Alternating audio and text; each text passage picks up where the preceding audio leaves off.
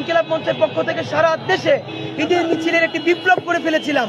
একইভাবে আজকের যে পয়লা বৈশাখ, আজকের যে বর্ষবরণ, আপনি খেয়াল করলে দেখবেন সরকার অথবা কোনো বিদেশি শক্তির আরোপিত কোনো চর্চা এখানে ছিল না। এখানে আপামর জনসাধারণ একদম স্বতঃস্ফূর্তভাবে অংশগ্রহণ করেছে এবং এত বেশি আনন্দ করেছে যেটা আপনি দেখলেই বুঝবেন এটা স্বতঃস্ফূর্ত অংশগ্রহণ। আপনাদেরকে আমরা জানাতে চাই, মঙ্গল শোভাযাত্রাকে অনেকে বলছে যে নাম পরিবর্তন করা হয়েছে।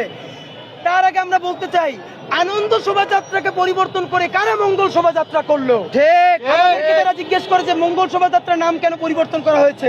তাদের কাছে আমরা জানতে চাই, মঙ্গল শোভাযাত্রার নাম কার নাম পরিবর্তন করে আনা হয়েছিল? সুতরাং বাংলাদেশের হিন্দু, মুসলিম, বৌদ্ধ, খ্রিস্টান আপামর জনসাধারণ মিলে আজকে যে প্রোগ্রাম করেছে, বিশেষ করে আপনারা দেখেছেন মাত্র আমরা ইনকিলাব মঞ্চের যে আমরা র্যালি করেছি, আনন্দ র্যালি, একদম শিশু থেকে শুরু করে বৃদ্ধ, নারী, পুরুষ সবাই আনন্দ করেছে।